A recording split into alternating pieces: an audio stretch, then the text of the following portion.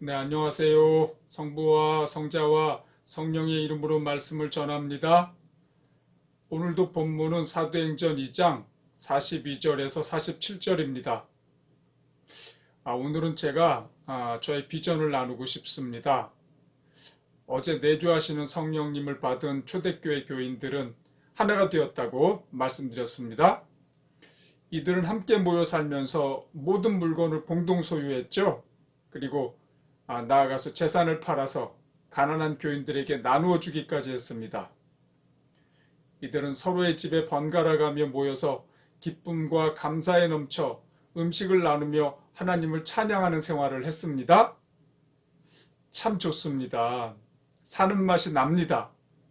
저는 이러한 생활 공동체가 비전입니다. 이 비전은 매우 오래되었는데요.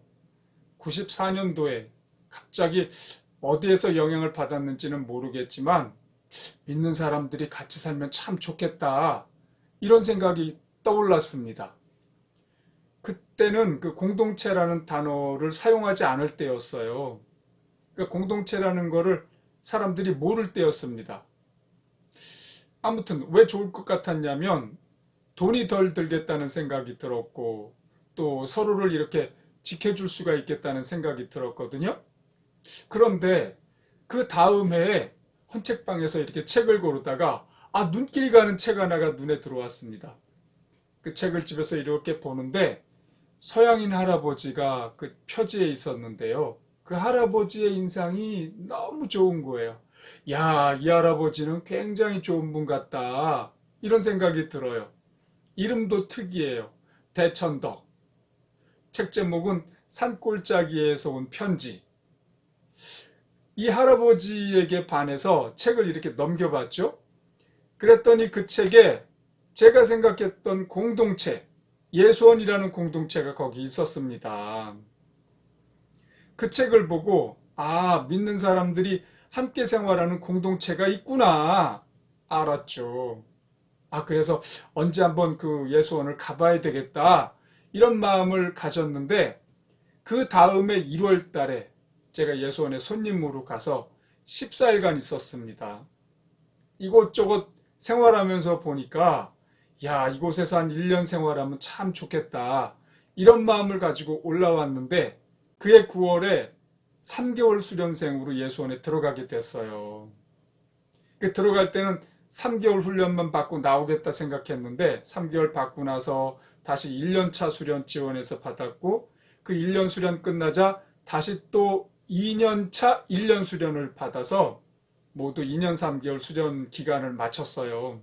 그 2년 3개월 수련을 마친 사람에 한해서 회원으로 지원할 수 있는 자격이 있습니다. 그래서 하나님께서 저를 회원으로 부르셔서 정회원으로 지원을 했고 그 지원이 받아들여져서 제가 예수원에서 정회원으로 생활을 했습니다. 예수원은 회원들이 운영자예요. 각자의 책임을 맡아서 운영을 하거든요. 저는 예수원에서 큰 영향을 받았어요. 그때는 대천덕 신부님이 계실 때인데 대신부님의 가르침을 통해서 신앙을 배웠습니다. 그분의 인격을 또 보면서 그분의 인격을 닮으려고 애는 써왔고요. 그리고 공동생활에서 큰 유익을 경험했는데요. 그 공동생활의 유익을 보면서 나중에 교회를 개척하려고 하는데 그 교회는 공동체 교회를 해야 되겠다, 이런 마음을 매일매일 가지면서 생활했습니다. 매일 그 공동체를 경험하면서 어떤 공동체를 세워야 할까 구상과 연구를 했죠. 그때부터 지금까지 이 비전을 키워왔습니다. 자, 저는 이렇게 하려고 합니다. 우선 도시에서 교회를 개척한 뒤에 성도들과 같이 여러 사업을 할 겁니다. 도서 출판, 영상 미디어, 유기농 마트, 식품 유통 등 성도들의 경험과 역량에 따라서 얼마든지 사업을 할 수가 있습니다. 성도들이 이제 이 사업체에서 일을 하면서 운영도 해야죠. 이러면서 유아원, 유치원, 초, 중, 고 학교를 설립해서 우리 아이들을 양육할 겁니다. 이러한 형태를 도시공동체라고 이름을 해보고요. 이건 이제 각자의 직장에 이렇게 다니면서 자기 월급을 받아서 자기 가정을 꾸리고 교회에 오는 이런 형태입니다. 보통 우리가 지금 생활하는 그런 형태죠. 이 도시 공동체가 자리를 잡으면 이분들 가운데에 도시를 떠나서 시골에서 공동체를 하고 싶은 분들이 나올 겁니다. 그러면 이분들을 시골에 땅을 구입해서 그곳에서 집, 직장, 교회가 한 곳에 있는 마을을 이렇게 세울 겁니다. 이렇게 도시 공동체와 시골 공동체로 이원화해서 같이 운영을 할 겁니다. 물론 이 두 공동체는 한 가족이니까 이쪽에서 이쪽으로 가서 생활할 수도 있고 이쪽에서 이쪽으로 넘어올 수도 있고 얼마나 자유롭게 생활할 수가 있겠죠. 자, 공동체로 살면 많은 유익이 있습니다. 공동체는 협력을 통한 시너지가 강력하게 나타나거든요. 이게 협력의 힘이 나타나는 겁니다. 그래서 이런 가운데 또 서로를 존중하는 공동체에는 성령님의 임재가 강하게 나타나면서 사람들이 치유와 회복이 강하게 나타납니다. 제가 예수 안에서 그런 치유와 회복을 경험했습니다. 또 누구나 존중받을 수 있고 적은 시간 일에도 충분히 좋은 생활을 할 수 있고 가족과 많은 시간을 보낼 수가 있습니다.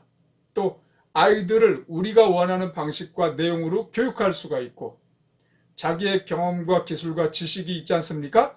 그런 것을 또 얼마든지 활용해서 새로운 것을 할 수가 있습니다. 또 서로의 신앙을 지켜줄 수가 있고 개인의 문제, 인생이라는 게 얼마나 그 문제의 연속입니까? 이런 개인의 문제를 공동으로 대처할 수가 또 있습니다. 이런 장점이 너무나 많죠. 특히 요즘 같은 코로나 시대에는 공동체 마을 안에서 회원들을 만나면서 안전하게 살 수 있습니다. 그 안에서 이렇게 우리끼리 검증된 사람들끼리만 있으니까요. 이 건강이. 이런 공동체가 미국, 영국, 캐나다 등에는 있습니다. 여러 곳이. 역사도 아주 깊고요. 우리가 오늘 본문 말씀처럼 서로가 그렇게 기쁨과 감사에 넘쳐서 하나님을 찬양하며 생활할 수 있다는 것을 이 시간 말씀드립니다. 여러분, 관심이 있다면 기도해 보시기 바랍니다. 기도하겠습니다. 하나님 아버지, 우리도 공동체 생활을 하고 싶습니다. 주여, 구하는 사람들 교회를 세우셔서 하나님이 원하시는 공동체를 세워주소서. 예수님의 이름으로 기도합니다. 아멘.